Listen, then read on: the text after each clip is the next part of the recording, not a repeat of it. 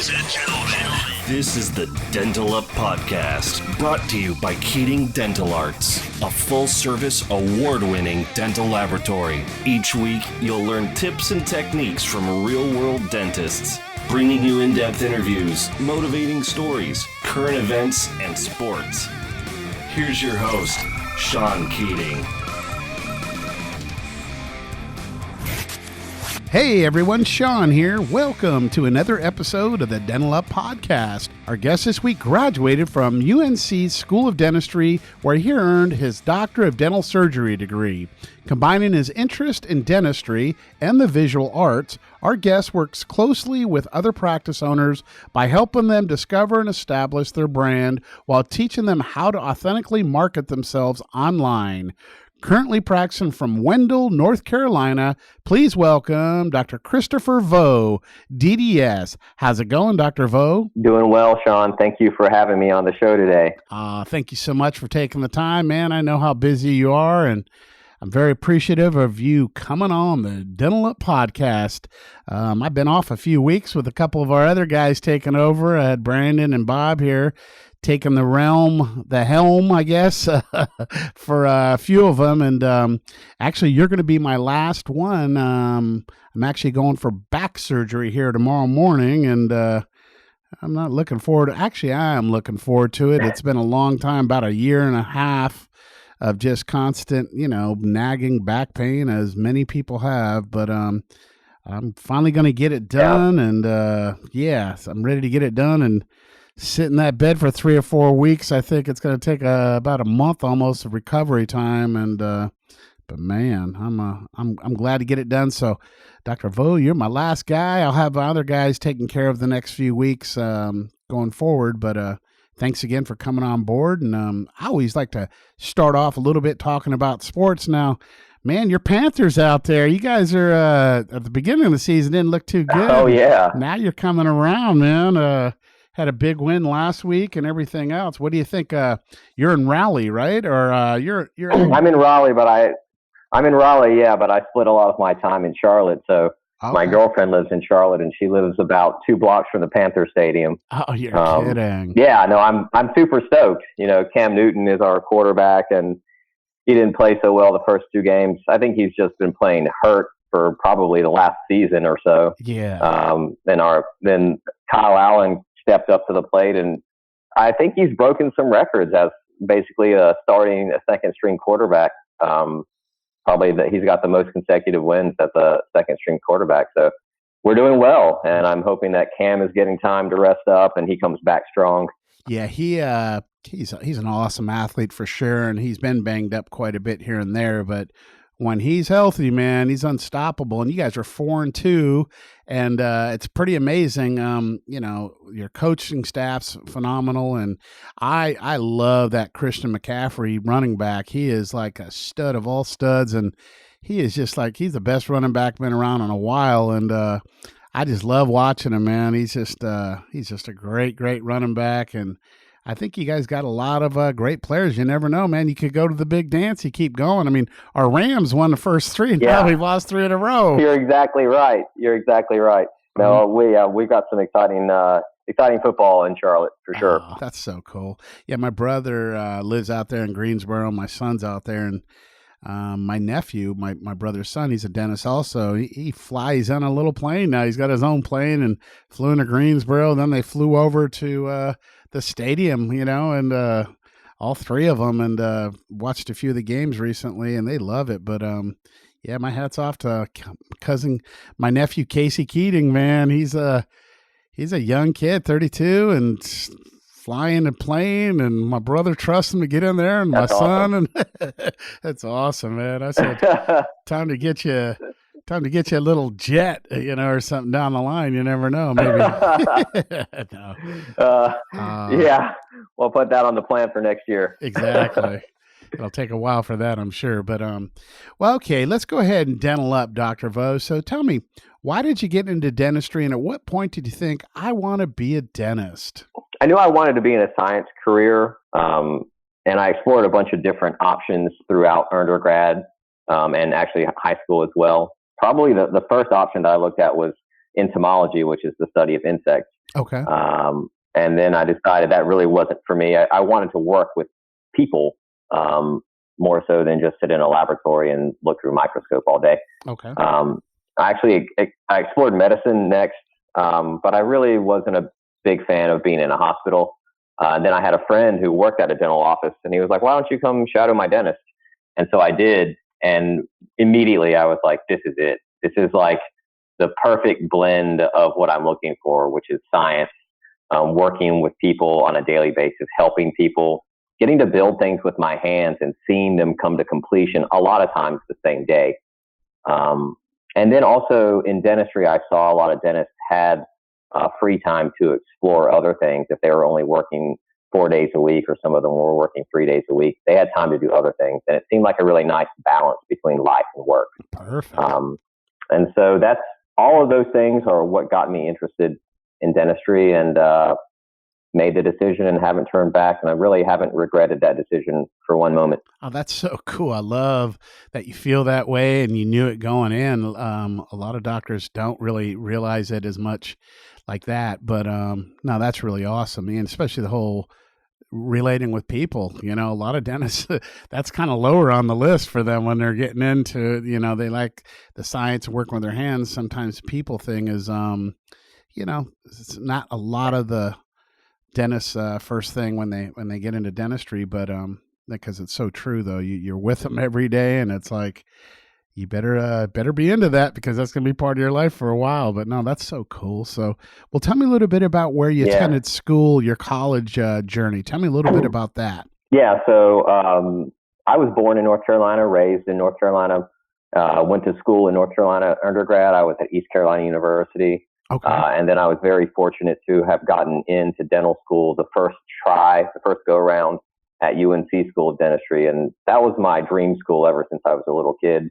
I grew up watching the Tar Heels play basketball, and man, it really was a dream come true to get into UNC School of Dentistry.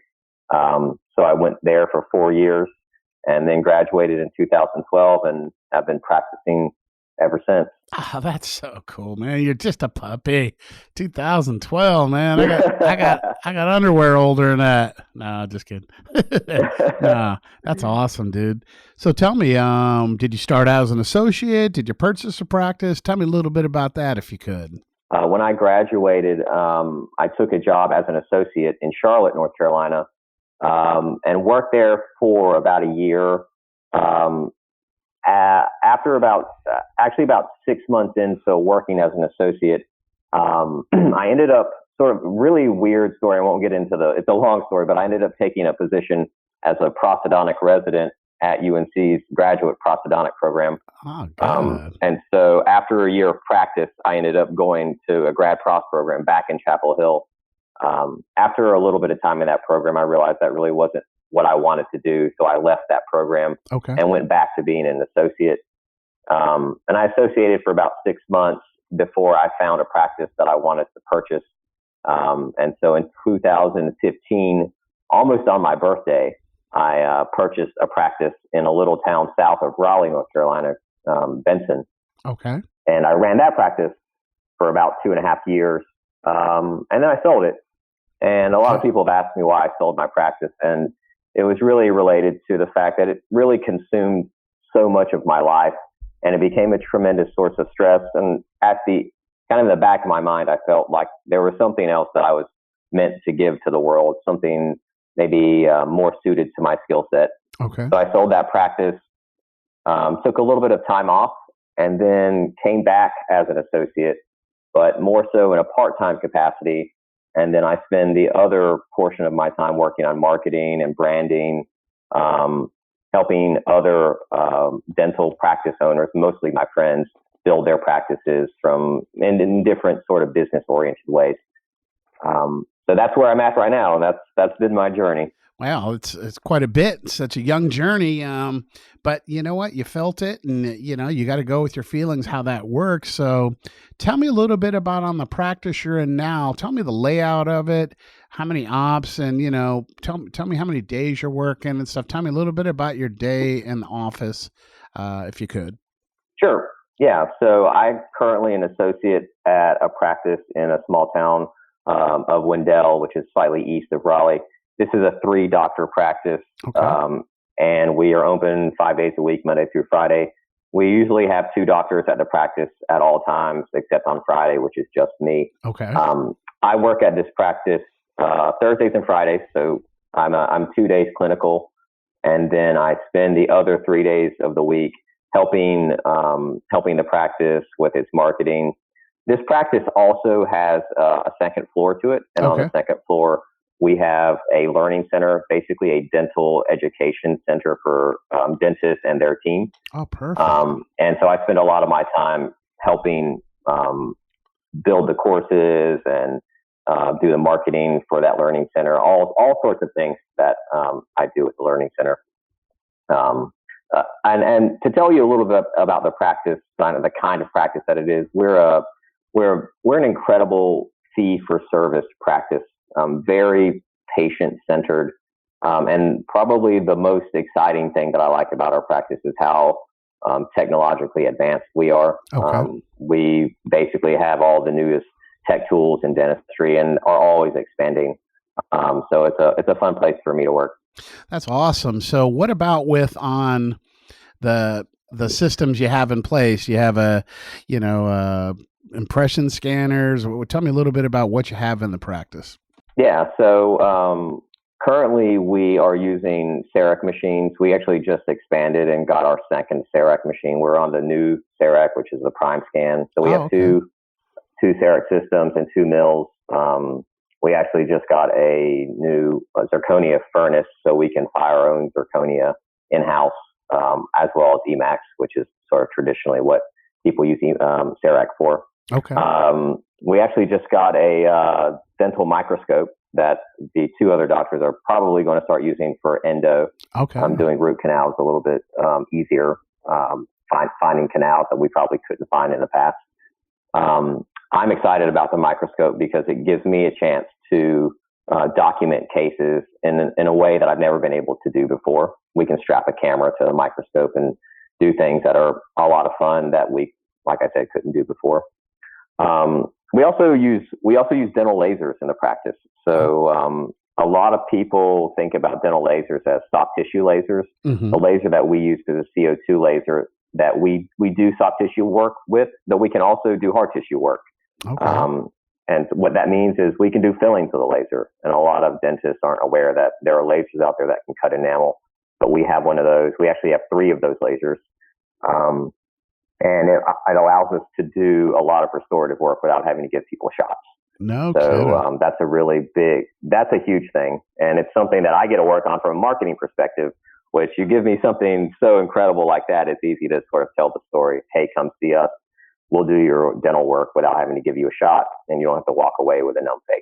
We have other small things. We just introduced Oral ID, which is a oral cancer screening device where you use certain fluorescent lights to look for cancer in people's mouths and in their throat. So we have a lot of smaller technologies like that, but the other ones are the major ones. No kidding. What kind of lasers you got going? Are there BioLase or AMD lasers? What kind of brand are you using on the lasers? Yeah. So the one that we have is called Solea. I think currently there may be 2 or 3 lasers on the market that are hard tissue lasers.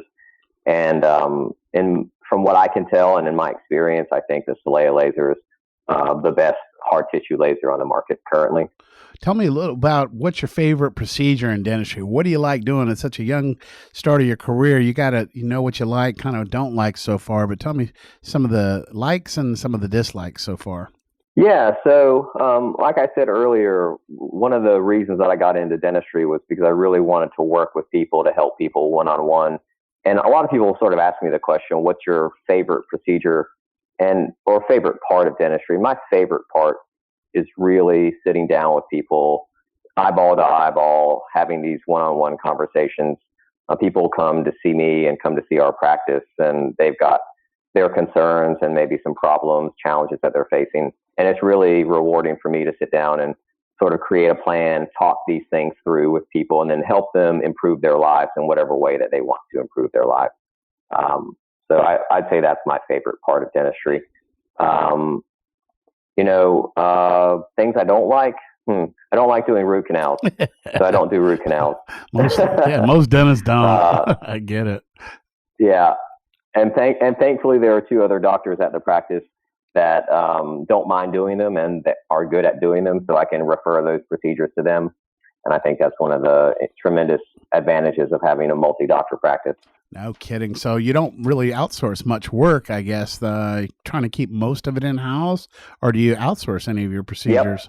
Yep. Yeah, we keep most of our work in-house. I mean, the challenging cases, we don't mind referring, and we have a great network of referring specialists that we utilize. But we try to do most of the stuff in-house. And that's one of our sort of selling points, or one of our strengths as a practice. Come see us. We can get things done efficiently, quickly, and under one roof. And I think a lot of patients really appreciate that. Oh, absolutely, for sure. So tell me, I know you're into the marketing and stuff like that, helping grow practices, your practice and others and stuff. What are some of your marketing strategies? Let me know a little bit about that if you could. Yeah, sure. So I do some consulting in terms of marketing with other dental practice owners. And a lot of times these doctors will ask me, Chris, like, what's the best strategy? What should I be doing? And really, that second question is the one that is most relevant, because doctors really want to know what marketing strategies will be most successful for me and my practice. And so a lot of times what I've done and what I did with the practice that I owned, those strategies aren't going to be relevant. The practice that I owned was in a small town, 10,000, actually it was like 7,000 or 8,000 people were in the town where my practice was. Okay. In that town, there were a total of 3 dentists. And so my marketing strategies are going to be a whole lot different than a dentist who's in a large city and has, 20 or 30 dentists within a mile radius of them. And so really to get to the answer of your question, what's been my marketing strategy and what are great marketing strategies? I think the first thing that doctors have to do is actually step back and do sort of a deep dive into their practice. They need to understand their audience. They need to understand their community. They need to understand where their practice is located. And then they need to start asking questions about what do they stand for as a practice. If you're going to if people talk about dental marketing, well, the question is, what exactly are you marketing? What's special about your practice? Are you pretty average? Do you offer just standard general dentistry procedures, or do you offer more than that? And once you start to answer these questions, what you end up doing is you're starting this foundation, or you're starting to create what I call, and what I sort of stole this term from Len Tao on the Raving Patients podcast. He called it a comprehensive marketing plan. And I like that terminology, because as dentists, we like to think about comprehensive treatment plans. And so the best marketing strategy for dentists is to first develop a comprehensive marketing strategy and then go from there. How's that working with you? I thought I heard you're like fee for service only, so you don't take any insurance at all. And do you have a bunch of people calling that have insurance and are wondering if you have it? Or tell me how that works for you guys with being just a fee for service practice. Yeah, that's a great question. So the practice that I owned was a fee for service practice, and the practice that I currently work at is a fee for service practice. We do accept one insurance, but they reimburse at a pretty high rate. So we don't really take that many write-offs. Okay. But yeah, so fee for service practices, they operate differently than PPO practices in terms of marketing, and just a lot of it's a different ball game if you're operating a fee for service practice.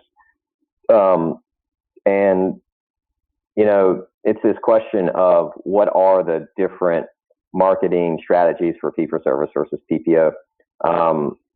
There was a recent, very interesting report put out by a financial firm, a dental financial firm, and they sort of showed that practices, like the higher level practices, the ones that seem to have a great reputation in the community, are oftentimes the fee for service practices. They don't employ the same marketing tactics that, say, startups do. And it's almost like once you get to a certain level, you don't have to play by the same rules as everybody else does.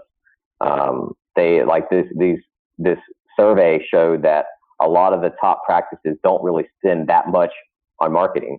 And they don't do Facebook ads. They don't do mailers. They just like over, 10 years or 20 years, they've developed the reputation in their community of being the go-to dental practice. And as long as they maintain their customer service, essentially, yes, they're going to get new patients without trying so hard. Yes, exactly. So it's interesting.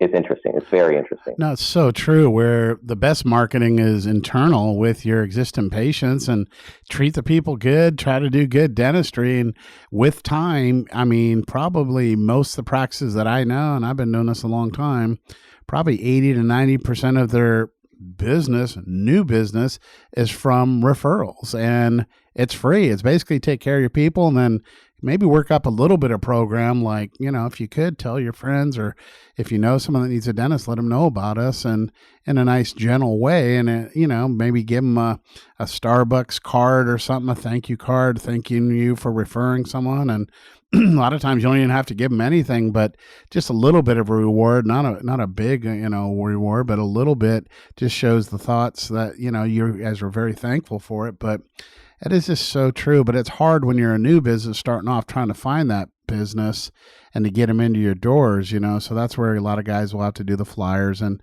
a lot of them are doing the social media, and, who knows how that really works. It's kind of hard to get that audience, to get them narrowed down to exactly, but with you guys are kind of lucky because all the public could be a patient, where like with me, I've got to find those few dentists that are in this little social media world, and to get them to engage into something that, we offer, and or just to hear and learn a little bit about our laboratory. But for you guys, I mean, you got a big pool of people out there, but it's just how you find them. And is it, oh, I'm going to give you some bleaching, or I'm going to, do 6 teeth and throw in 4 other teeth so I can go from 4 to 13, or I got Howard Ferran that does that, I'm going to charge you for 6, but give you 10, and it's just different things. And that's a fee for service type situation there, where you can make your own rules and do your own things.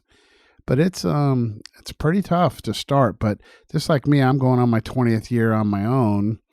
And it's just amazing how after year after year after year after year, people get to know you. And it just, you just try to keep a good reputation. And it's like, you don't need to spend so much, with the marketing. And I'm finding that even with us, but with most dental practices, take care of your patients, kind of like the golden rule, treat others how you want to be treated. Yeah. And it's not going above and beyond. It's just doing what the right thing to do is, and practice good solid dentistry. And I think you're going to get it. But then there's some doctors that really, you see them on TV commercials, you see them on billboards, and it's just a lot of you lose a lot out of the bottom. You're getting all these new ones. But if you just concentrate on the existing accounts, what you have, taking care of them and have them work for you a little bit, I think you get more of a, return on investment. Take care of your original patients.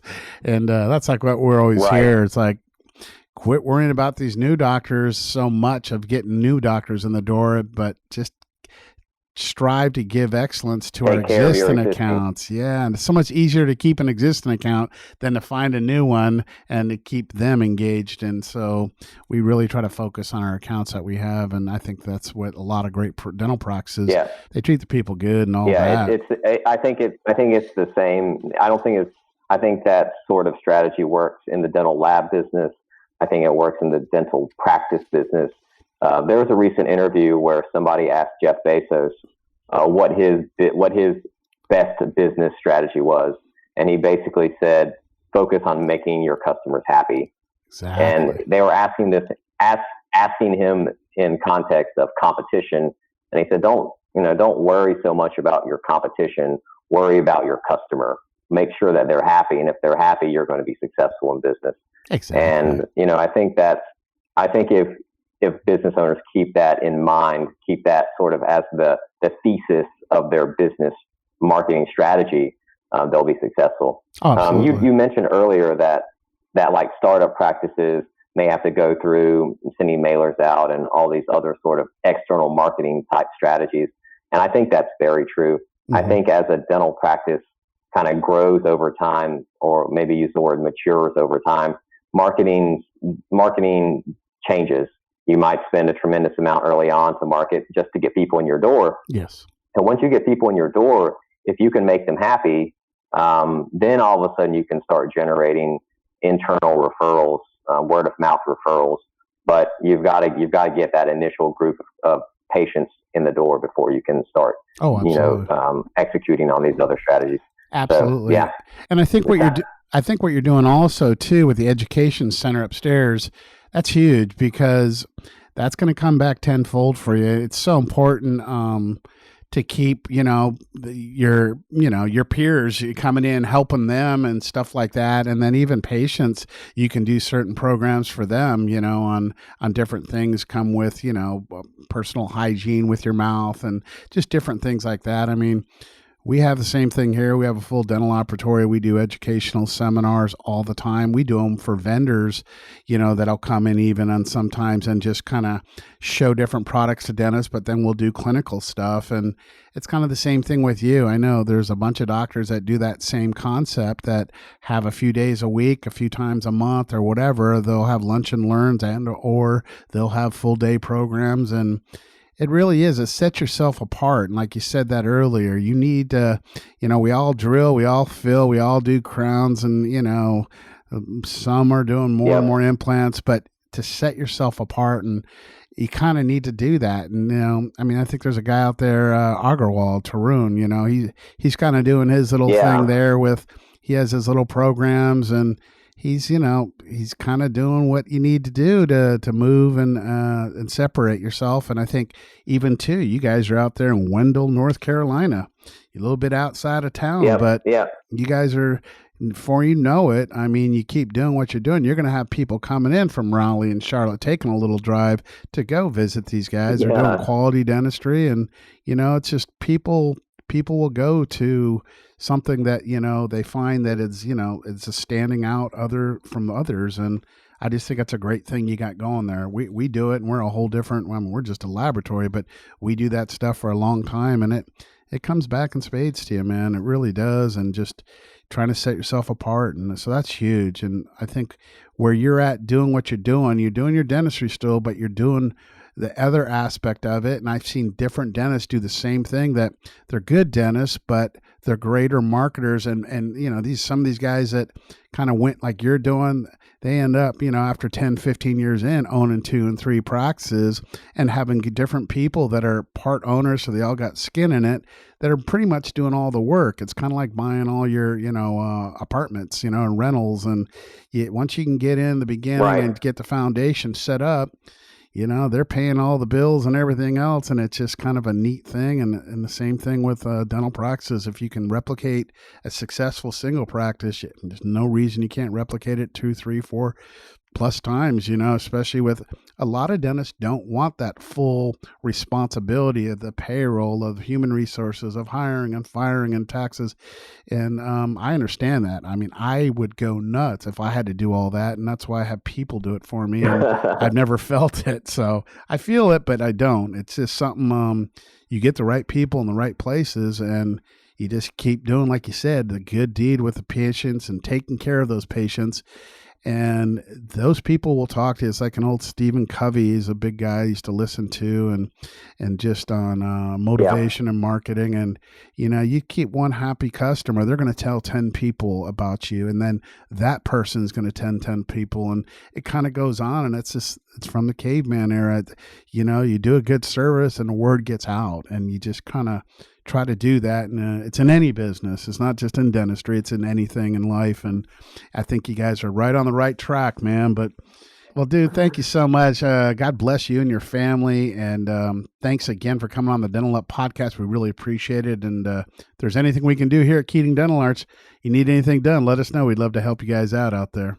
Absolutely. Sean, thank you for having me. It's an honor to be on the Dental Up podcast with you today. All right. Thanks, Dr. Vo. We'll talk to you real soon, buddy. All righty. Thanks. Bye-bye. Thanks for joining us on the Dental Up podcast show this week. Make sure to follow us on Facebook, Instagram, and Twitter, or search the Dental Up Podcast on iTunes for our weekly feed.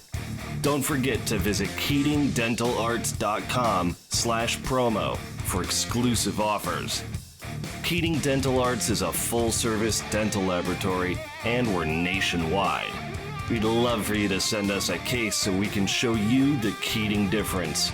If you dig what you heard, please leave a review on iTunes, and we'll be back next week.